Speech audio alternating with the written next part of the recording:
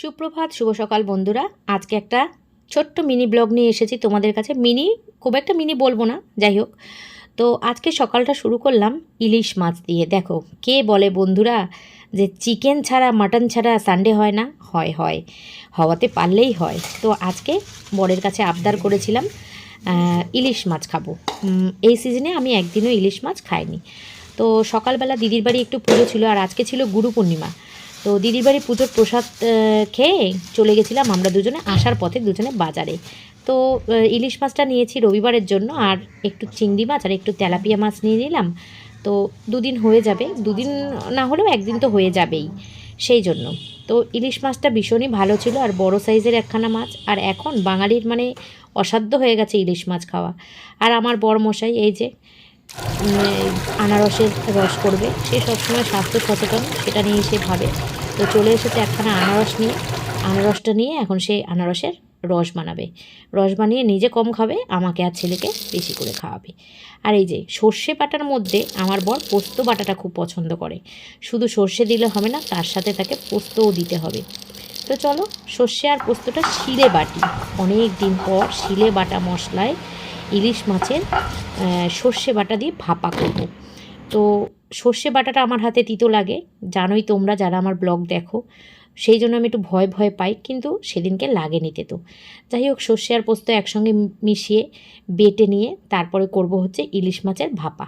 কাঁচা মাছ একসঙ্গে কড়ার মধ্যে দিয়ে ভাপা করব। প্রতি রবিবারে চিকেন খাই, নয় মাটন খাই, মাটনটা কমই খাই, চিকেনই খাই। তো এই রবিবারে হঠাৎ করে শখ হলো অনেক দিনের যে ইলিশ মাছ খাবো। অনেক দিন ধরে ভাবছি, কিন্তু খাওয়া হচ্ছে না। তো ইলিশ মাছ খাবো, আর একটু ভাজা খাবো না তাই কখনো হয় না। বসিয়ে দিলাম ভাজা।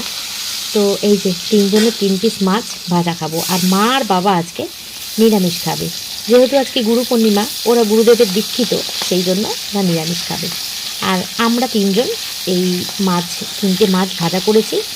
আর বাদবাকি যে কটা মাছ ছিল আমার বরমশাই বললো রাখবে না, করে ফেলো আজকে 2 পিস 3 পিস করে খেয়ে নাও, যাতে মাছটা শেষ হয়ে যায়, রাখবে না। তো আচ্ছা ঠিক আছে, চলো তাই করলাম। 3 পিস মাছ ভাজা করলাম। আহা হা, এখনও মানে মনে হচ্ছে জিভ দিয়ে জল গড়াচ্ছে। এখন এডিট করতে বসেছি প্রায় 1 সপ্তাহ পর ভিডিওটা। 1 সপ্তাহ না, মোটামুটি 5-6 দিন পর। তো সময়ের অভাবে আর বিভিন্ন রকম কারণে এডিট করা হচ্ছিল না। এই যে দেখো, রান্নাটা আমার মোটামুটি কমপ্লিট হয়ে গেছে তোমাদের সঙ্গে গল্প করতে করতে।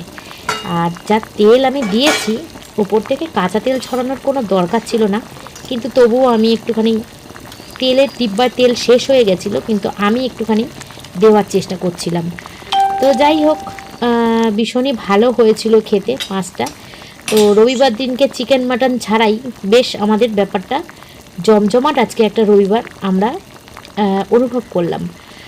অনেক দিন ধরেই ভাবছিলাম এটা, আর প্রতি রবিবারেই ভাবি যে মাছ খাবো, ভালো লাগে না, কিন্তু ইলিশ মাছ দেখিয়ে দিল যে আমিও কারোর থেকে কম যাই না। চিকেন মাটনকে ফেল করিয়ে আমি একটা ভালো জায়গা বাঙালির মনে করে রেখেছি, সেটাই আর কি প্রমাণ পেলাম আজকে। তো এই যে এখন খেতে বসার পালা। রান্নাবান্না হয়ে গেছে, আর আমি কিন্তু আজকে স্নান করে এসে রান্না করছিলাম। রান্না কারণ অনেকটা বেলা হয়ে গেছিলো, তো সেই জন্য আমি স্নান করে পুজো দিয়ে তারপরে, আর যেহেতু ইলিশ মাছ রান্না তাড়াতাড়ি হয়ে যায়, সেহেতু আর আমি মানে স্নান করেই এসেই পুজো দিয়ে তারপরে রান্নাটা করেছিলাম। দেখো কালারটা কি ভালো এসেছে, দুর্দান্ত হয়েছিল খেতে বন্ধুরা। তোমাদেরকে তো আর আমি খাওয়াতে পারবো না, কিন্তু দেখো রং দেখেই বোঝা যাচ্ছে যে রান্নাটা কি ভীষণ ভালো হয়েছিল। তো চলো বসে পড়ি তিনজনে খেতে। ভাত বাড়া হয়ে গেছে, ভাত বেড়ে নিয়েছি। আর আজকে মেনু করেছিলাম হচ্ছে ইলিশ মাছ ভাজা। আর মা যেহেতু নিচে নিরামিষ খাচ্ছিল, সেহেতু পাট পাতার বড়া করেছিল। এই যে বড়াটা দেখছো, আমাদের তিনজনকে 3টে পাট পাতার বড়া দিয়েছে, আমাকে একটা, ছেলেকে একটা, আর আমার বরকে একটা। তো এই পাট পাতার বড়া দিয়ে আর ইলিশ মাছ ভাজা দিয়েই আমার ভাত খাওয়া হয়ে গেছে, আর কিছুই লাগেনি। আর করেছিলাম হচ্ছে খারকোল পাতা বাটা। দেখো মাছটা দেখে এখনও, দেখো মাছটা এখন এডিট করার সময় বসেও দেখে মানে মাছটা দিয়ে মানে মনে হচ্ছে কি এক্ষুনি যদি আবার 1 থালা ভাত দিয়ে মাছটা খেতে পারতাম কি ভালো হতো। এই হচ্ছে মাছে ভাতে বাঙালি এর নাম। যাই হোক, বাদ দাও। মানে মাছটা যখনই দেখছি তখনই কানেকশানটা আমার কেটে যাচ্ছে, কোন কথা থেকে কোন কথায় চলে যাচ্ছি নিজেই জানি না। তো মাছ ভাজা করেছিলাম, মাছ ভাপা করেছিলাম, আর করেছিলাম হচ্ছে খারকোল পাতা বাটা। এটা যে কি অসাধারণ খেতে হয়েছিল, কি বলবো, আমি একটা অন্য প্রসেসে রান্না করেছিলাম। অন্য সময় আমি এটাকে কাঁচা বাটি, কিন্তু আজকে না আমি এটাকে কাঁচা বাটিনি, আমি এটাকে আজকে ভাপিয়ে জল ফেলে দিয়ে তারপরে বেটেছিলাম। কী যে ভালো হয়েছিল। আর অন্যদিন পেঁয়াজ দিই, আজকে পেঁয়াজ দিইনি, আজকে শুধু রসুন আর কালো জিরে দিয়ে বেটেছি, রসুন কালো জিরে আর কাঁচা লঙ্কা। আর এই যে এখন হচ্ছে সবথেকে একটা জনপ্রিয়, বাঙালির একটা জনপ্রিয় খাবার আমরা খেতে চলেছি, সেটা হচ্ছে ইলিশ মাছের তেল দিয়ে, ইলিশ মাছ দিয়ে ভাজা দিয়ে গরম গরম ধোয়া ওটা ভাত। ওফ, কি বলবো, কিচ্ছু বলার নেই, বাঙালি কুপোকাত এতেই। তো চলো, ভিডিওটা ছোট্ট এই পর্যন্তই রাখছি। আমি এখন ডেলি ব্লগ তোমাদের সঙ্গে শেয়ার করছি না, অল্প অল্প ভিডিও দিচ্ছি, ছোট ছোট ভিডিও দিচ্ছি। মানে এনার্জি পাচ্ছি না আর কি, সেরকমভাবে সাড়া পাই না তো দর্শকদের, সেই জন্য আর কি এনার্জি পাই না। যতটুকুনি পারি ইচ্ছা হয় দিই, আবার মানে রেগুলারিটি মেনটেন করতে এখন আর ইচ্ছা করে না। যাই হোক, চলো, এটাকে যখন কাজ মনে করেছি, কাজের মতন করেই নিয়েছি, যখন ইচ্ছা তখনই করি, আবার অনেক সময় করি না। তো এই যে এখন চলছে হচ্ছে, এই দেখো কি রসালো সর্ষে পোস্ত বাটা দিয়ে আজ শুকনো শুকনো করে করেছি তরকারিটা, বেশি ঝোল দিইনি, কারণ ঝোল আলা তরকারিতে না বেশি টেস্ট হয় না। মাছের ঝোলটা আলাদা ব্যাপার, এই ভাপা টাপা এই সমস্ত তরকারিগুলোর মধ্যে একটু ঝোল কম দিতে হয়, তাহলেই ভালো লাগে। চলো, এখানে হয়ে গেল আমাদের খাওয়া দাওয়ার পর্ব মোটামুটি শেষ, আর এগুলো রয়েছে, এগুলো রাত্রের জন্য রেখে দিয়েছি। তো আজকের মতন টাটা, বাই বাই। তোমরা সবাই ভালো থেকো, সুস্থ থেকো।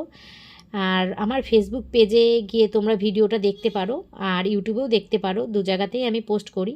ফেসবুক পেজের নামও স্মাইলি সুস্মিতা, অনুরোধ রইল একবার ঘুরে এসো।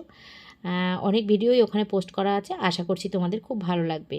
আর চ্যানেলটা সাবস্ক্রাইব করে দিও, আর পেজটা ফলো করে দেওয়ার অনুরোধ করলাম তোমাদেরকে। চলো, আজকের মতন টাটা। তোমরাও সবাই দুপুরে খেয়ে নাও, আমাদেরও খাওয়া কমপ্লিট। টাটা।